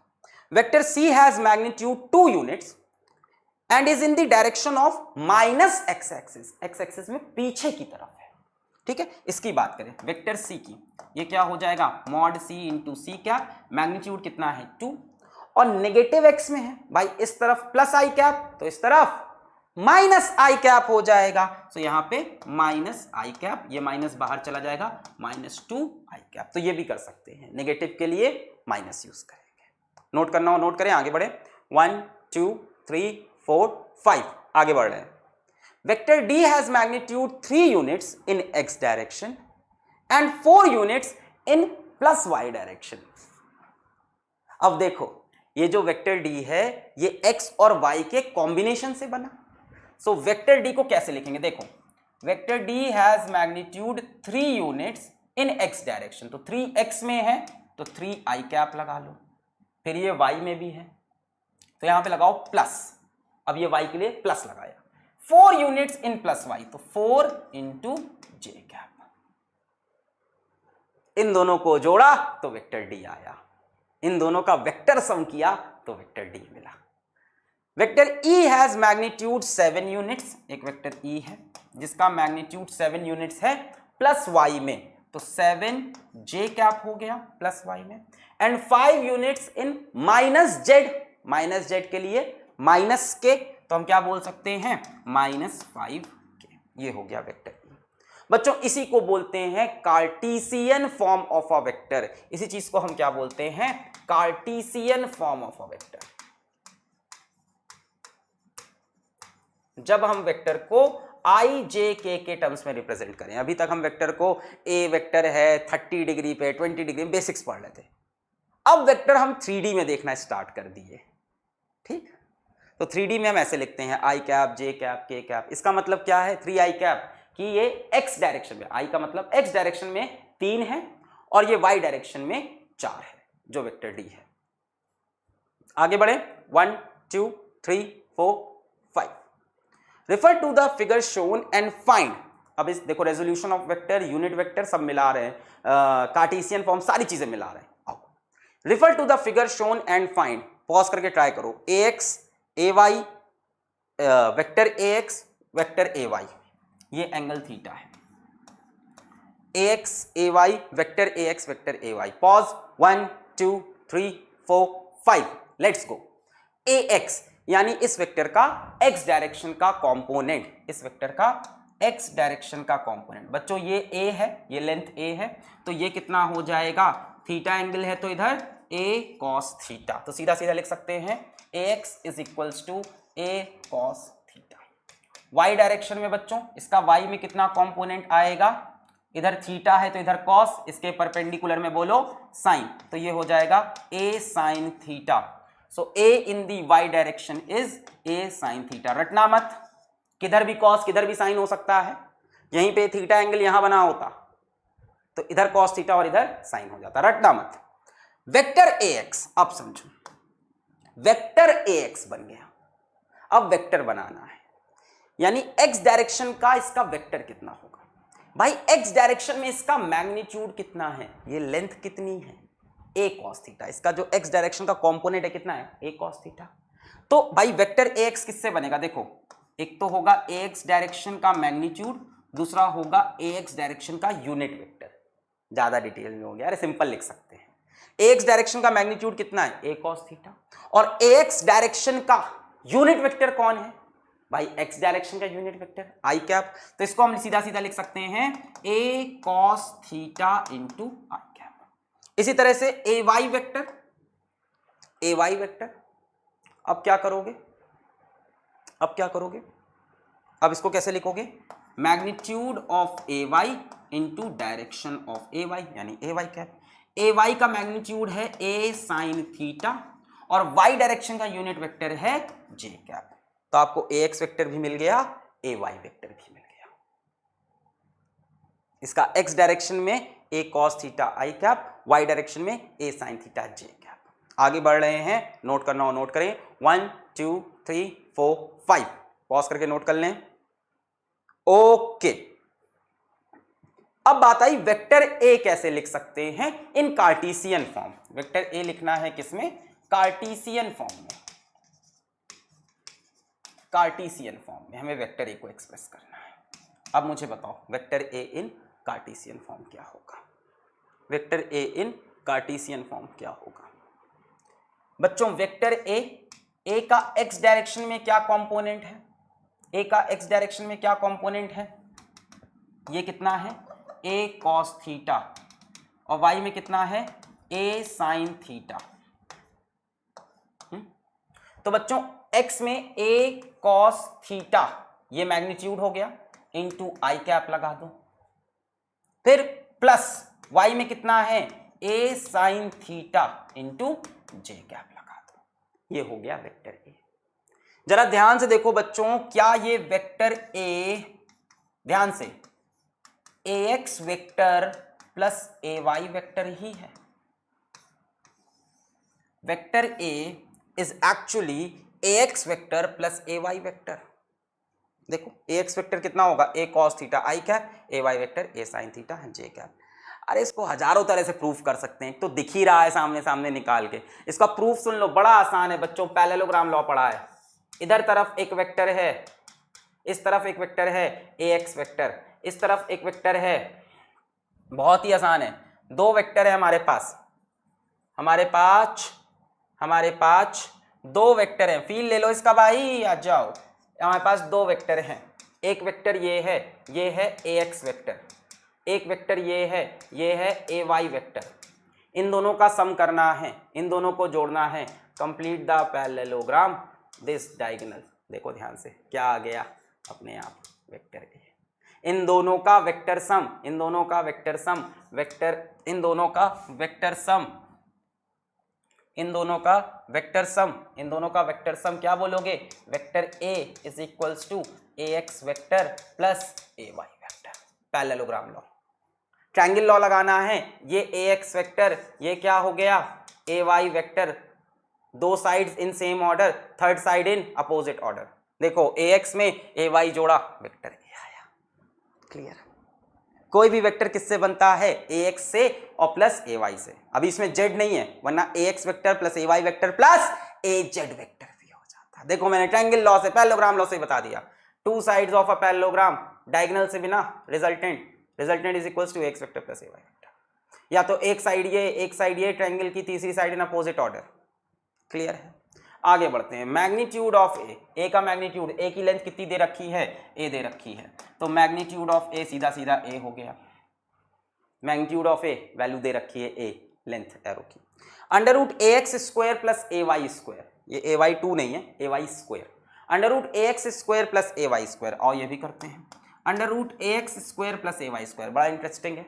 Under root A X square plus A Y square, A x की वैल्यू कितनी है? ए कॉस थीटा, सो ए कॉस थीटा का स्क्वायर प्लस ए साइन थीटा का स्क्वायर। बच्चों ये कितना हो जाएगा? A square cos square theta, A square sine square theta, दोनों में से ए स्क्वायर कॉमन हो जाएगा। बोलो आ रहा है? अंडर रूट ये क्या हो जाएगा? A square cos square theta plus A square sine square theta. यहां से देखो अंडर रूट में ए स्क्वायर कॉमन हो गया और ब्रैकेट में क्या बचेगा?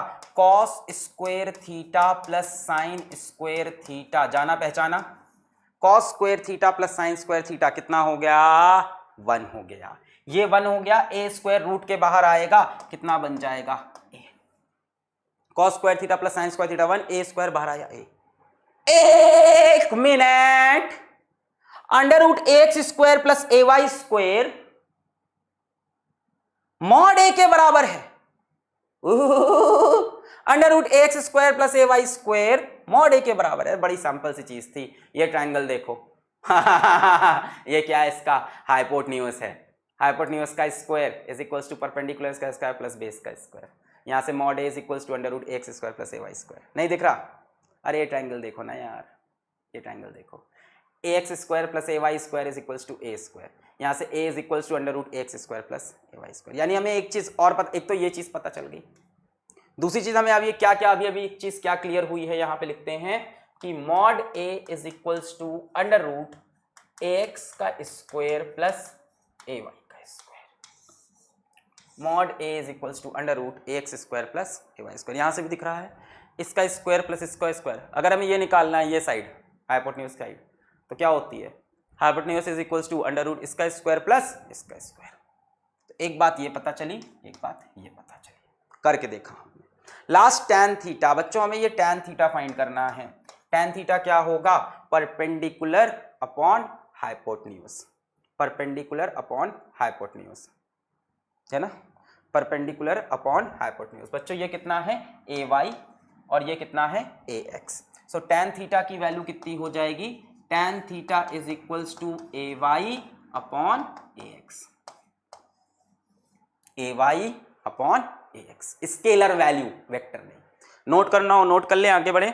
1 2 3 4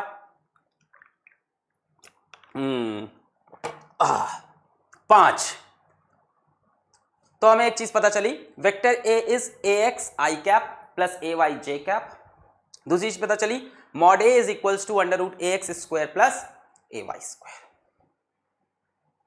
इससे क्या समझ में आता है बच्चों? इससे एक चीज ये समझ में आती है, मान लो हमें कोई लिख के दे दे कि vector A is equals to 3i cap plus 4j cap, और वो हमसे सवाल में कहे कि भाई साहब इस वेक्टर का मैग्नीट्यूड बताइए। अब इसका मैग्नीट्यूड क्या है? 3 है कि 4 है? क्या है इसका मैग्नीट्यूड? x में 3 है, y में 4 है। हमसे पूछ ले इसका मैग्नीट्यूड बताइए। तो अब हम फॉर्मूले का यूज करेंगे, अंडर रूट ए एक्स कितना है? 3, सिर्फ वैल्यू उठाना है, वैल्यू का स्क्वायर प्लस ए वाई 4 का square. Under root 3 square plus 4 square कितना आ गया? 5। कुछ भी हो सकता है, तो इत्तेफाक हमने ऐसी वैल्यू सेट कर ली। बोलो समझ में आया? मान लो हमें लिख के दे दे vector v is equals to, vector v is equals to 5i cap plus 12, minus कर लेते हैं, आ जाओ, 5i cap minus 12j cap. अब कोई हमसे कहे what is the magnitude of b, तो अभी तक तो हमको दिखता था a की b की लेंथ कितनी, अब तो दिख नहीं रहा है। 5 है, x में 12 है, माइनस वाई में 12 है, माइनस की मैग्नीट्यूड क्या है, तो mod B is equals to under root B X का स्क्वायर प्लस बी वाई का स्क्वायर। माइनस प्लस से फर्क नहीं पड़ेगा, वैसे भी स्क्वायर होना है, मतलब ये जो लिखा है इसका स्क्वायर पर ये जो लिखा है इसका स्क्वायर, इससे मिलता है किसी भी कार्टेशियन फॉर्म ऑफ वेक्टर का मैग्नीट्यूड। मजा आया, समझ में आया, फील आया। यहां से मॉड बी की वैल्यू कितनी हो जाएगी बच्चों, अंडर रूट 5 का स्क्वायर अंडर रूट 12 का स्क्वायर, बच्चों ये 13 आता है ना, ये 144 और ये कितना 25, जोड़ो कितना हुआ 144, 140 और 20 160, ये 44 25, तो 40 और 20 60, 4 और 5 9, 169 अंडर रूट 169 13। अब यहाँ प्लस माइनस 13 मत बोलना, वेक्टर का मैग्नीट्यूड हमेशा पॉजिटिव होता है। क्लियर है। अब इसी एनालॉगी पे हम कह सकते हैं similarly we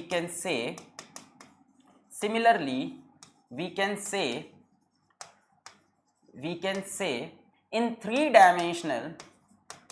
dimensions if a vector A has to be written then it will be ax into I cap, ay into j cap plus az into k cap, यही तो होगा, ax into I cap, ay into j, ये ax क्या है, magnitude है x का, ay magnitude y का, az magnitude z का। यहां से कोई आपसे अब अगर मॉड ए पूछे तो बच्चों इस बार क्या हो जाएगा, अंडर रूट ए एक्स का स्क्वायर प्लस ए वाई का स्क्वायर प्लस ए जेड का होल स्क्वायर। नोट करें इसको, अंडर रूट ए एक्स का स्क्वायर प्लस ए वाई का स्क्वायर प्लस ए जेड का स्क्वायर। ये कार्टेशियन फॉर्म में मैग्नीट्यूड निकालने का तरीका, finding magnitude in Cartesian form. मान लो हमें सवाल दे दिया कोई वेक्टर हमारे पास r है, where r is equals to 2i cap plus 3j cap minus 4k cap.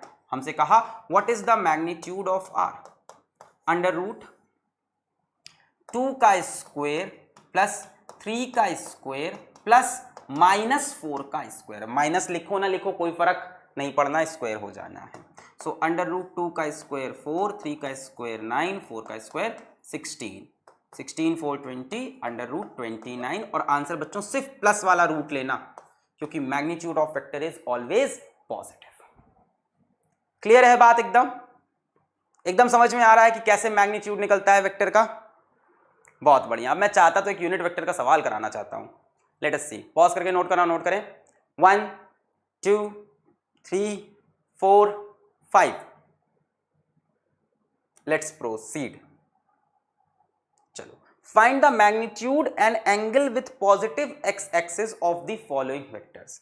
In vectors का मैग्नीट्यूड बताना है और पॉजिटिव एक्स एक्सिस के साथ इनका एंगल बताना है। जरा ट्राई करो, पॉज करके देखते हैं कितने लोग एकदम सही करते हैं, फिर हम लोग मिलाएंगे। 1 2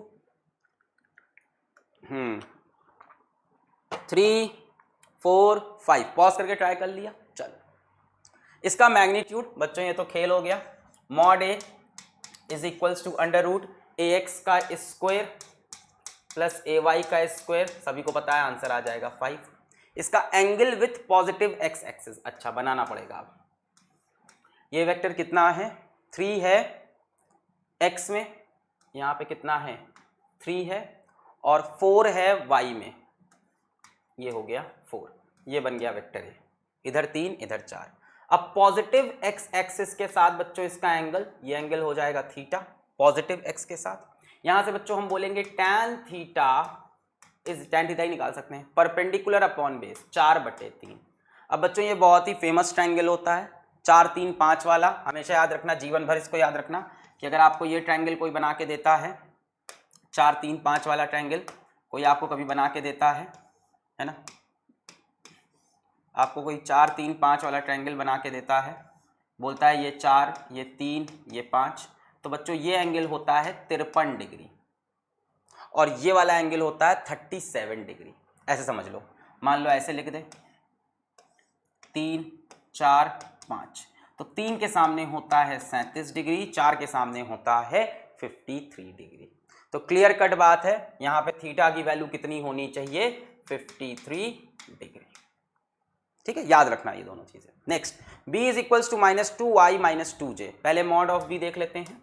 मॉड ऑफ b क्या होगा, अंडर रूट -2 का स्क्वायर प्लस -2 का स्क्वायर, कितना हो गया, अंडर रूट 2 का स्क्वायर 4 + 4 √8, या आप बोल सकते हो 2√2, √8 को हम 2√2 लिख सकते हैं। अब बात आई इसके एंगल की, -2i - 2j। अच्छा, ये -x और -y में है खेल, ठीक है, कोई बात नहीं। माइनस, देखो ये x हो गया, ये माइनस में है, नेगेटिव x में, -2x -2i और -2j, ऐसे -2i - 2j। बच्चों ये एंगल थीटा, यहां से tan थीटा इस बार कितना हो जाएगा, देखो 2 इधर और 2 नीचे, यहां से tan थीटा की वैल्यू कितनी हो गई, 2/2 यानी कि 1। बच्चों यहां से थीटा कितना हो गया, 45 डिग्री। पर 45 डिग्री आंसर नहीं होगा, जरा ध्यान से क्वेश्चन पढ़ो। Angle with the positive X axis, ये पॉजिटिव एक्स एक्सिस से एंगल नहीं है, पॉजिटिव एक्स एक्सिस से ये पूरा एंगल होगा। एंगल विद द पॉजिटिव, ये बच्चों पॉजिटिव एक्स एक्सिस इस तरफ है, ध्यान से देखो, ये है पॉजिटिव एक्स एक्सिस, ये डायरेक्शन, इससे कितना एंगल हुआ, ये पूरा एंगल, ये है angle with positive X axis. ये कितना होगा 180 और कितना जुड़ गया 45। तो इसमें जो आंसर होगा एंगल के लिए, एंगल का आंसर कितना होगा 180 + 45, 225 डिग्री। ये होगा एक्चुअल आंसर, क्योंकि पूछा है angle with the positive X axis. यहां से पॉजिटिव एक्स एक्सिस से कितना एंगल हुआ 180 + 45। लास्ट वाला कर लेंगे, यहां से mod c is equals to under root, अच्छा -√3, √3 का स्क्वायर करना पड़ेगा, अच्छा -√3 का स्क्वायर प्लस j के साथ क्या है 1 है, -1 है, सो -1 का स्क्वायर, कुछ नहीं लिखा है मतलब -1, -√3 का स्क्वायर -1 का स्क्वायर। चलो, माइनस का स्क्वायर तो पॉजिटिव, √3 का स्क्वायर बच्चों 3 हो जाएगा, है कि नहीं, -√3 का स्क्वायर, √3 का स्क्वायर 3 और -1 का स्क्वायर 1, √3 + 1, √3 + 1 4, बाहर आ गया 2। अब डायरेक्शन की बात आई, ये भी माइनस और माइनस में है, ये भी माइनस और माइनस में है, ये x ये y, कितना है -√3i, यानी x में कितना जाना है -√3, तो इधर चले √3, और y में कितना जाना है -1j, नीचे की तरफ 1, तो यहां चले 1। बच्चों ये एंगल हमको थीटा, यहां से tan थीटा कितना हो जाएगा, यहां से tan थीटा हो जाएगा परपेंडिकुलर, कितना है 1/√3। बच्चों 1/√3 कब आता है, जब थीटा कितना हो 30 डिग्री। अब आपको पता है 30 डिग्री आंसर नहीं है, पॉजिटिव एक्स एक्सिस साथ एंगल लेना है यहां से, तो यहां से कितना एंगल हुआ ये 180 + 30, यानी फाइनल आंसर अपना एंगल का कितना होगा 180 + 30, 210 डिग्री। तो मैग्नीट्यूड भी निकालना सीख गए, एंगल वगैरह भी निकालना सीख गए, थोड़ा फील आया। आगे बढ़े, नोट करना हो नोट करें, 1 2 3 4 5। चलो इसको रुक जाओ, इस क्वेश्चन को रुक जाओ, पहले एक प्रैक्टिस करते हैं सवाल, तब इसको करेंगे, ठीक है। एक सवाल पहले प्रैक्टिस करते हैं, आ जाओ, एक सवाल पहले प्रैक्टिस करते हैं। फाइंड द यूनिट वेक्टर, है ना, एक सवाल प्रैक्टिस कर लो तब इस पे जाएंगे। Find a unit vector, find a unit vector in the direction of, find a unit vector in the direction of, in the direction of, चलो फर्स्ट पार्ट ले लेते हैं, in the direction of vector A is equals to 3i cap - 4j cap, और दूसरा ले लेते हैं vector B is equals to 5i cap + 12j cap। Find a unit vector in the direction of. पहले चलो यूनिट वेक्टर निकालना सीखे, फिर एक अच्छा सवाल उठाएंगे। पॉज करके ट्राई करो, पॉज करो, ट्राई करो। 1 2, देखो हमने भी यहाँ पे कैप लगाना भूल गए, 1 2 3 4 5। अब यूनिट वेक्टर निकालना है।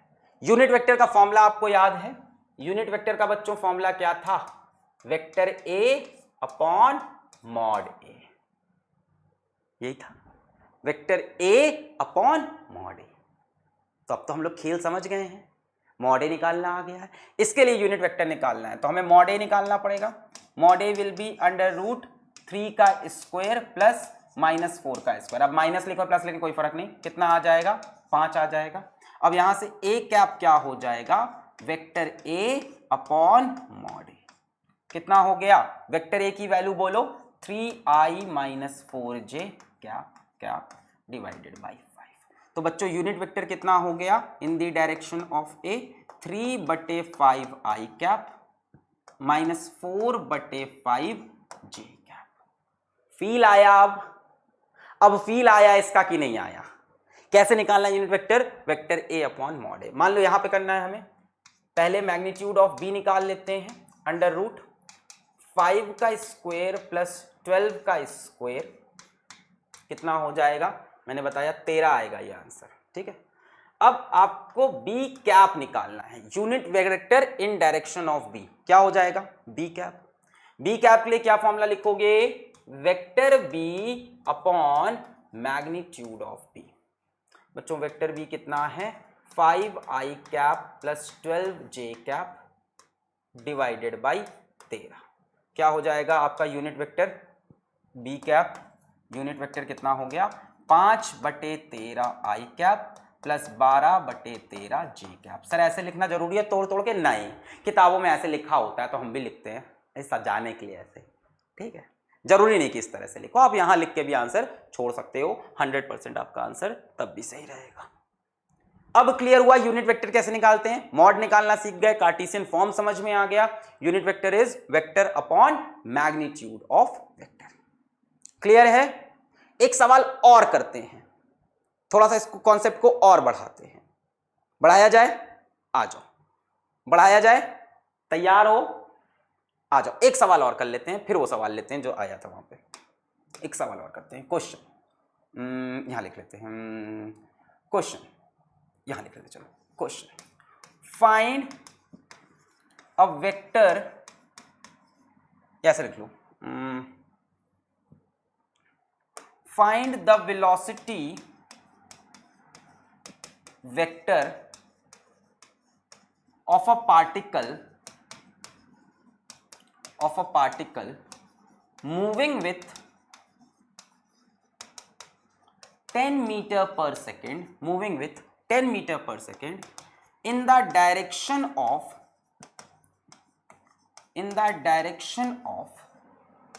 vector r, in the direction of vector r, and vector r is given to us, let it be 2i cap minus 3j cap plus 4k cap। इसको करो, ट्राई करो पॉज करके। आपको वेलोसिटी वेक्टर निकालना है एक पार्टिकल का जो कि 10 मीटर पर सेकेंड की स्पीड से चल रहा है, किस डायरेक्शन में, 2i cap minus 3j cap plus 4k cap. Pause करके 1 2 3 4 5 शुरू करें। बताओ, find the velocity vector of a particle. यार जिस पार्टिकल का वेलोसिटी वेक्टर निकालना है, वेलोसिटी का मैग्नीट्यूड तो है अपने पास 10, और किसके डायरेक्शन में है, आर के डायरेक्शन में है। मान लेते हैं वेलोसिटी वेक्टर को वी वेक्टर लिखते हैं। तो बच्चों वेलोसिटी वेक्टर जो होगा हमारा, यहां से आंसर स्टार्ट करते हैं, जो वेलोसिटी वेक्टर होगा क्या वो ये होगा, magnitude of velocity into direction of velocity. Magnitude of velocity is given to us, कितना है 10, मैग्नीट्यूड ऑफ वेलोसिटी हमें गिवन है 10, चलो ठीक है ये तो पता है 10। डायरेक्शन क्या है, मैग्नीट्यूड ऑफ वेलोसिटी हमें 10 पता है, डायरेक्शन क्या है बच्चों, in the direction of R. R vector का डायरेक्शन कैसे मिलेगा, आर वेक्टर के डायरेक्शन में है, कैसे मिलेगा, आर कैप से। आर वेक्टर का डायरेक्शन किससे मिलेगा, आर कैप से। तो एक्चुअल में वी कैप की जगह क्या लगाना पड़ेगा, आर कैप। अरे यार वी कैप वेलोसिटी उसी डायरेक्शन में जिस डायरेक्शन में आर है। मान लो ये आर वेक्टर ऐसे है, ये है मान लो आर वेक्टर, तो वेलोसिटी इसी के डायरेक्शन में तो हुई। ये मान लो वेक्टर आर है तो वेलोसिटी इसी के डायरेक्शन में तो है, in the direction of R. So velocity के लिए भी यूनिट वेक्टर हम आर कैप तो यूज ही कर सकते हैं, इस डायरेक्शन का यूनिट वेक्टर। फील आया कि नहीं? हमसे बोला है find the velocity vector of a particle, जिसकी स्पीड तो पता है, जिसकी वैल्यू तो पता है वेलोसिटी की, डायरेक्शन किसका है, आर का। तो हमने कहा आर के डायरेक्शन में ही v है, which is in the direction of R, R के डायरेक्शन v है। सो v के डायरेक्शन के लिए हम आर कैप भी तो यूज कर सकते हैं, v कैप आर कैप एक ही डायरेक्शन में तो है, खत्म बात हो गई। तो यहां से मैग्नीट्यूड ऑफ v कितना हो गया 10, और v कैप की जगह सीधा आर कैप लगा दो। आर कैप लगाना आपके दाएं हाथ का खेल है, बाएं हाथ जो भी होता है बहुत ही आसान है। आर कैप कैसे निकालोगे, R cap is equals to vector R upon magnitude of R. यही सॉल्व कर लें। वेक्टर आर कितना है 2i cap minus 3j cap plus 4k cap, और मैग्नीट्यूड ऑफ आर कितना हो जाएगा, मैग्नीट्यूड कैसे निकलता है, अंडर रूट 2 का स्क्वायर प्लस 3 का स्क्वायर प्लस 4 का स्क्वायर। ये तो समझ गए हो माइनस प्लस से फर्क, अरे अब तो समझ गए हो, माइनस लगाएंगे स्क्वायर हो जाएगा। यही तो है ना आर कैप निकालने का तरीका, vector R upon magnitude of R. कितना आ रहा है आर कैप का value 2i cap minus 3j cap plus 4k cap, और यहाँ पे under root 2 square 4, 3 square 9, 4 square 16, 4 16, 4 और 16 20 और 9 29, रूट 29, 16 4 20 29 मिल गया। यहां मल्टीप्लाई कर दो, is equals to 10 into R cap 2i cap minus 3j cap plus 4k cap upon root 29 हो गया। अब चाहो तो इस 10 से अंदर मल्टीप्लाई कर दो, तुम्हारी मर्जी है, जैसे भी लिखो आंसर सही है। 10 से मल्टीप्लाई कर सकते हैं, इस टर्म को कर सकते हैं, नहीं करना है मत करो। रूट 29 को बाहर लिख सकते हैं, लिख सकते हैं। इसको 2/29 आई कैप माइनस 3/29 जे कैप प्लस 4/29 के कैप लिख सकते हैं, जो चाहो हो जाए, कोका कोला एंजॉय। मान लो ऐसा कोई लिखा है एग्जाम में 10 2 अपॉन रूट 29 आई कैप माइनस 3 अपॉन रूट 29 जे कैप प्लस 4 अपॉन 29 के कैप, ये भी 100% सही है। किसी ने मल्टीप्लाई कर दिया, अंदर ले गए 20 आई कैप माइनस 30 जे कैप प्लस 40 के कैप अपॉन ये, किसी ने यहां मल्टीप्लाई कर दिया 20 अपॉन, सब सही है। फील आना चाहिए, देखो ये एक्चुअल में फील है, लास्ट वाला एक्चुअल में फील भी लेके आया है। वेक्टर वी किससे बनेगा, magnitude and direction. Magnitude is 10, direction is R cap, ये रहा आर कैप। फील हुआ, समझ में आया कि कोई वेक्टर बनाने के लिए क्या क्या चाहिए, मैग्नीट्यूड और डायरेक्शन। मैग्नीट्यूड तो दे चुका था 10, सीधा सीधा थमा दिया, लो 10। Direction in the direction of R, तो हमने कहा वी अगर आर के ही डायरेक्शन में है तो वी कैप की जगह आर कैप लगा लेते हैं। बोलो आया। अब उठाते हैं वो सवाल जो पीछे था, अब उठाते हैं वो सवाल, ये रहा। इफ ए वेक्टर, जरा ट्राई करो पॉज करके ट्राई करो। If a vector is equals to 3i cap plus 4j cap and b vector is equals to 7i cap plus 24j cap, find a vector having the same magnitude as b and parallel to a। बच्चों parallel to a का मतलब होता है a का direction. Vector की parallel shifting allowed होती है ना, तो parallel to a का मतलब हुआ in the direction of a, parallel to a का मतलब हुआ in the direction of a। Pause करें, ट्राई करें, 1 2, अभी तक पॉज नहीं किया तुमने, चोर, पॉज करो, लेक्चर खत्म पे। 1 2 3 4 5, लेट्स सॉल्व इट। हमें एक वेक्टर बनाना है, find a vector having the same magnitude as B and parallel to A.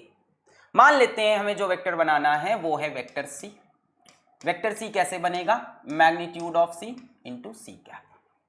Vector C कैसे बनेगा, magnitude of C into C cap. अब क्या बोला है, find a vector having the same magnitude as B, यानी C का जो magnitude है that is equal to magnitude of B, having the same magnitude as B. C का जो मैग्नीट्यूड है वो बी के मैग्नीट्यूड के बराबर। फिर and parallel to A, parallel to A मतलब ए के डायरेक्शन में। देखो जरा, वेक्टर की पैरेलल शिफ्टिंग अलाउड होती है, ये ए है और जो नया वेक्टर बन रहा है वो ये है सी, तो आप सी को यहां पैरेलल नहीं शिफ्ट कर सकते, पढ़ा है ना, वेक्टर की पैरेलल शिफ्टिंग अलाउड होती है। तो ये रहा वेक्टर ए और जो नया वेक्टर बनाने जा रहे हो ये रहा वेक्टर सी। तो क्या आप सी को शिफ्ट करके ए के ऊपर नहीं रख सकते, क्या पैरेलल शिफ्टिंग अलाउड नहीं होती? बिल्कुल होती है, यानी सी ए के ऊपर भी रख सकते हैं। यानी एक्चुअल में ये कहना चाह रहा है C is in the direction of A. छुपा के आपसे ये बात कही है, इन्होंने छुपा के ये बात कही है, सी मतलब new vector, the required vector is in direction of A vector. छुपा के ये बात बोली है। पैरेलल टू ए का मतलब पैरेलल है, उठा के रख दिया, parallel shifting in the direction of A. तो सी कैप की जगह क्या हम ए कैप भी यूज कर सकते हैं? क्योंकि सी और ए का डायरेक्शन सेम है तो उनका यूनिट वेक्टर सेम होगा। तो सी कैप की जगह हम क्या यूज कर लेंगे? सी कैप की जगह हम क्या यूज कर लेंगे? ए कैप यूज कर लेंगे। क्या तो वेक्टर है, बी के मैग्नीट्यूड से बना, ए के डायरेक्शन से, यही तो लिखा है। Find a vector having the same magnitude as B and parallel to A, मतलब ए के डायरेक्शन। तो आपको मैग्नीट्यूड ऑफ बी निकालना पड़ेगा। यहां से देखो मैग्नीट्यूड ऑफ बी, आहा ची क्या निकालना था? Vector C is equals to, देखो मैं नया हूँ स्मार्ट बोर्ड के साथ, इनटू सी कैप। सी का मैग्नीट्यूड बराबर है बी के मैग्नीट्यूड के, और मैंने क्या बोला कि ये वेक्टर ए है और जो वेक्टर सी है वो इसके पैरेलल है, तो सी को उठाकर हम ए के ऊपर रख सकते हैं पैरेलल शिफ्टिंग ऑफ वेक्टर से। ये हमने सी को उठा के इसके ऊपर रख दिया। हमने बोला C is in the direction of A, यही बात हमने सवाल में समझाई। पैरेलल टू ए का मतलब the required vector is in the direction of A. और रिक्वायर्ड वेक्टर का हमने नामकरण भी कर लिया है। क्या नाम दिया है उसको हमने? Vector C. हाँ, तो उसका मैग्नीट्यूड है बी के बराबर और उसका डायरेक्शन कहाँ है? ए के डायरेक्शन में, ए कैप। सी के डायरेक्शन के लिए ए कैप यूज किया। मैग्नीट्यूड ऑफ बी निकालना है और ए कैप भी निकालना पड़ेगा। सो मैग्नीट्यूड ऑफ बी बोलो जल्दी से, अंडर रूट, ये है रहा वेक्टर 7i और 24j, 7 स्क्वायर प्लस 24 का स्क्वायर कितना हो जाएगा? 7 का स्क्वायर बोलो 49, 24 का स्क्वायर बोलो 576, कितना हो गया? अंडर रूट 9 6 5, ये एक्चुअली 25 का स्क्वायर है, 9 6 5 एक गया हासिल, 8 4 12 एक गया हासिल, 625, रूट 625 इज 25। मैग्नीट्यूड मिल गया, लो पहली बात तो खत्म हो गई। मैग्नीट्यूड मिल गया साफ साफ, कितना है? 25। और क्या चाहिए हमको? ए कैप चाहिए, आओ वो भी निकाल लें। A cap is equals to vector A upon magnitude of A. Vector A कितना है? 3i plus 4j cap. Magnitude of A under root 3 square plus 4 square कितना हो गया? 3i cap plus 4j cap, और ये कितना आ जाएगा? 5। डायरेक्शन भी मिल गया, मैग्नीट्यूड भी मिल गया, खेल खत्म हुआ। मैग्नीट्यूड ऑफ सी कितना है? 25। डायरेक्शन ऑफ सी कितना है? 3i cap plus 4j cap upon 5। 5 5 ज़ा 25, 5 into 3i cap plus 4j cap हो जाएगा। 5 से चाहो तो मल्टीप्लाई कर दो, 15i cap plus 20j cap. ये नया वेक्टर बन गया। Answer is 15i cap plus 20j cap. तो यहाँ पे ये Cartesian form of vector start होता है, इंट्रोडक्शन मिला है। आप ये समझे कार्टेशियन फॉर्म ऑफ वेक्टर कैसे निकलते हैं, कैसे लिखते हैं? ax i cap, ay j cap, az k cap. उसका मैग्नीट्यूड कैसे निकलता है? Under root ax square plus ay square plus az square. यहाँ पे दो ही थे तो अंडर रूट इसका स्क्वायर प्लस इसका स्क्वायर, ax और ay था, az भी हो सकता है। यूनिट वेक्टर का फॉर्मूला क्या होता है? Vector A upon magnitude of A. Unit vector का काम क्या है? डायरेक्शन देना। तो यहीं पे इस लेक्चर को करते हैं समाप्त। आज के लेक्चर में कोई डीवीपी नहीं थी। अगला लेक्चर हम लेकर आएंगे किस पे? Addition of vectors in Cartesian form. अब कार्टेशियन फॉर्म में वेक्टर को जोड़ेंगे, किसी पैरेललोग्राम लॉ की जरूरत नहीं पड़ेगी। और कार्टेशियन फॉर्म से इतनी बढ़िया चीज आने वाली है कि अब आप 2 की जगह 3 वेक्टर, 4 वेक्टर, 5 वेक्टर भी जोड़ सकते हो। कोई पॉलीगन लॉ और कुछ नहीं लगाना है भाई। पॉलीगन लॉ में तो ड्रॉ करो स्केल से। यहाँ पे आप कोई भी 3 फोर्सेस, 4 फोर्सेस, 5 फोर्सेस कुछ भी कैलकुलेट कर सकते हो। इंटरेस्टिंग होने वाला अगला लेक्चर, उसमें मिलेगी डीवीपी। पढ़ाई करते रहो। All the very best.